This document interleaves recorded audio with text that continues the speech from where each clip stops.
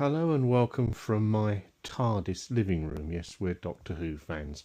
If you check the channel, you'll see that we had a Dalek as our best man for our wedding renewals a few years ago.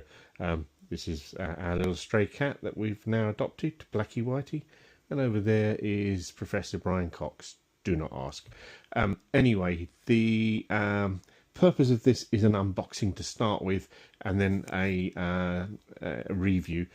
What is it? Well, if I'm honest, when I first got into gadgets, mobile phones weren't really one of those that I was interested in.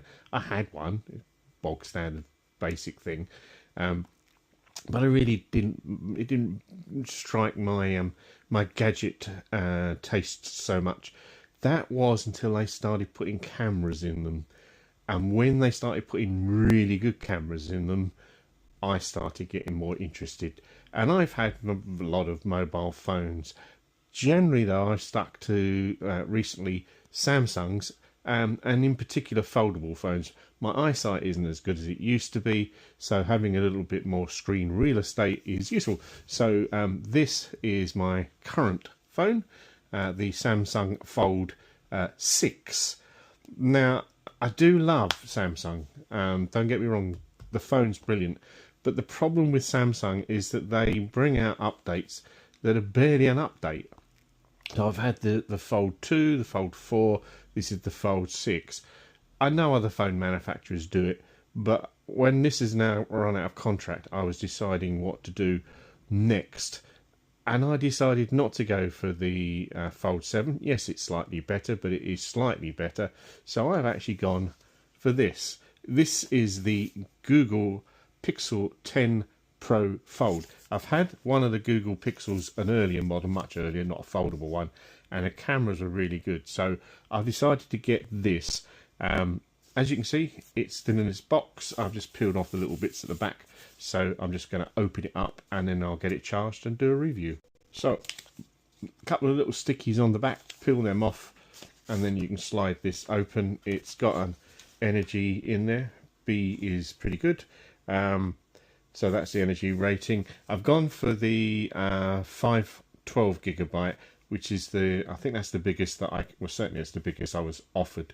I bought these on EE. I find it a little irritating that they don't have memory card slots in any of these now. Yes, there's a lot of cloud storage, but I don't always get a good signal, and it's nice to have this stuff and my photos, because I take loads of them, on the phone itself rather than in the cloud. Anyway, this is well packaged.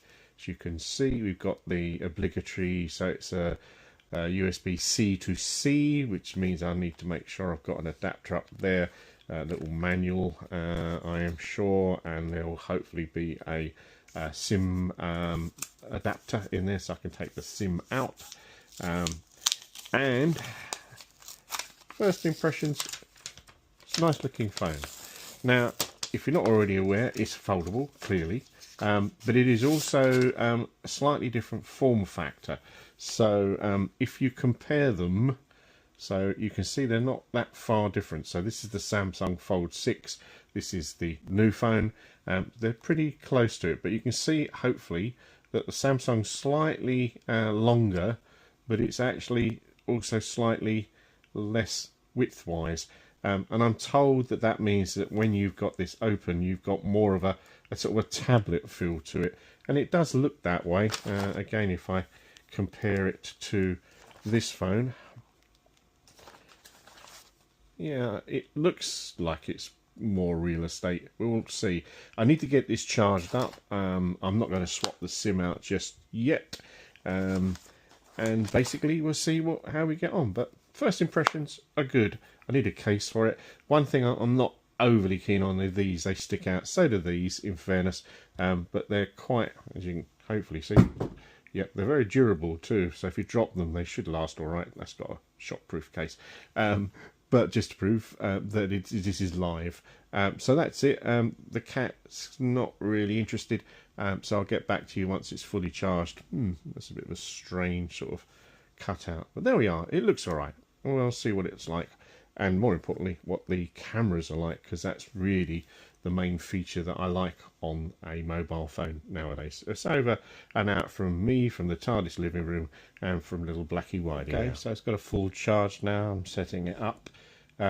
It's a fairly standard Android thing, I am sure. So it's asking you what oh dear, the cat's being sick. Lovely, that's perfect timing. Anyway, I'm going to take it from the the Samsung Fold 6, and it says to scan the QR code, so that's what I'm going to do, and I will go and rescue the cat in a second. And it says set up connecting, so it's pretty straightforward, normally is, and if I'm honest, you just do that, can send you setting up on your new device, and away we go. I'm not going to go through this because I need to put in PIN numbers and email addresses, but it's fairly standard affair, to be honest. And you normally get the option of connecting the two with the cable that came in the box or using Wi-Fi. Clearly it's quicker to do it via the cable. So I'll come back to you once I'm up and running. Setup is continuing. And the option I had was to convert the physical SIM that's currently in the Samsung Fold to an eSIM, which I thought was probably a good idea. SIMs are probably a little bit history nowadays, and in theory an eSIM is more secure. It's likely to take it a little while, but it will do it. Just remember, if you decide to do the same, that the physical SIM won't work after you finish, but that's not a problem because I'm changing phones anyway. Okay, so now I'm copying the apps from the Fold to the Google Fold. It probably will take a fair while. I've got quite a few apps. Incidentally, I'm obviously going from Android to Android. There was the option to do it from iPhone as well. Obviously, you need to make sure that the apps that you use are compatible, i.e. they're available for both operating systems, so you just might want to check that as well. And I'll let this continue on, which, as I say, is likely to take a while. I have a fair few apps. That is why this is the 512GB one, because if you've only got the 256 gig and you've got to store everything else, I think that's a bit tight personally, especially for me, because I take lots of photos. Anyway, we're about 10 minutes in and it's progressing as I would expect. One thing, keep the two phones plugged into the mains while you do this, because potentially if you have very little battery and it runs out during the process, you could potentially corrupt this transfer process. So that's it, and we'll be back in a few more minutes. So I'm now at the screen that lets you choose exactly what you transfer from one phone to the other. The one thing that I'm not going to do, because hopefully you can see it's 289GB, that'll take a while, is to not transfer the photos and videos. They're still on the phone, but I'm always paranoid. So basically I have a backup and a backup of the backup of all of my photos on my computer. So I have a 16TB hard drive and I just store all the images on there, which is also why I prefer a physical storage rather than cloud storage. So that's still going to take a little while to do the 48GB, but as you can see, it's got everything there that I would want to move across. And of course, as I've still got the old phone, if there is anything that I think, oh, I should have done, then I can do it later before I go. So that's it. Hit the button and then basically go and have a cup of tea or even a pot of tea. Oh, you've got to do all of the, do you accept, do you accept, do you accept, do you accept. Don't blatantly scroll through them like I did. It might be worth having a look at them. Personally, I've done this a few times now, and it hasn't really changed. So I'm just going to carry on to do what it is asking me to do, and then I'll get back to you when I finish. Okay, so I've gone through a lot of terms and conditions, set my location for warranty purposes. It's now asking me to meet Gemini. I've actually subscribed to the Google One AI Pro, which uses extensively Gemini, so I'm going to use this and say yes to that and basically carry on. If you prefer ChatGPT or Copilot or whatever, then obviously you don't have to have it, but it's free. Well, the free version's free. As I say, I've subscribed to get more features, but that's it. We're still plodding along, and we're about, I don't know, nearly 20 minutes in now. So we're now on to hopefully the last part of the transfer process. Keep the two devices as close as possible to ensure that you're doing them, if you're doing through Wi-Fi as I am. And as you can see, it's given me a countdown, so I've got another 13 minutes or thereabouts to go, so I'll be back in 13 minutes time, in theory. Okay, so since unboxing the Google Pixel Pro Fold, it's a bit of a mouthful, it's about 30 minutes, gave it a little bit of an initial charge, transferred everything but the photos and videos, and now we're up and running. And as you can see, it's gone through all of these bits and pieces ready to rock and roll. So basically that is it.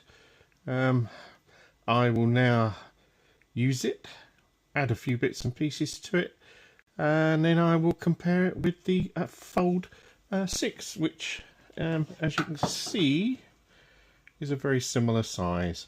So I'll get back to you once it's done, but that's the unboxing, charging and setup all done. Okay, and so I've now copied all the files that I want, photos, videos wise, from the Fold 6, this one, to the Google Pixel 10 Pro Fold, and comparing like for like. I think it's fairly obvious that this gives you a bit more real estate. These are just the standard galleries. I've not done anything with them zoomed in or anything like that. A couple of design flaws. I always think it's a bit annoying that they put the little cameras at the back sticking out, because you get that. So this is the Pixel. This is the Fold. So you can see that's solid, but that wobbles. Ironically though, if you put them into their single mode, this one doesn't move, but that one does, because of the way that they've designed the back of these. This sticks out just as much as that one, I guess, but it's just the way that they work. It's a minor design flaw, I guess. It doesn't really matter. I have yet to put the Pixel into a case. I already have one for the Fold 4. I will compare the cameras, because apparently there's supposed to be a really good camera on that. I've never had a real problem with the Fold 6, if I'm honest. I am going to miss, though, with the Fold 6, the thing came with a stylus, a smart pen. This does not. I don't know if it works with a smart pen. That said, I have a Samsung tablet with a smart pen, so if I want to do any of the editing and things, I can do that on the tablet, I guess. But overall, both of these, very nice. Do like the extra real estate on that. Have to say, I guess, that's fairly obvious, because it's wider format. As you can see, I'm really stretching to hold that with one hand. This probably a bit less so. You can see I can get my fingers around that one, but I'll come back with a proper review in due course once I've had a chance to put them in a case and have a good play. That's it, over and out for now, and finished.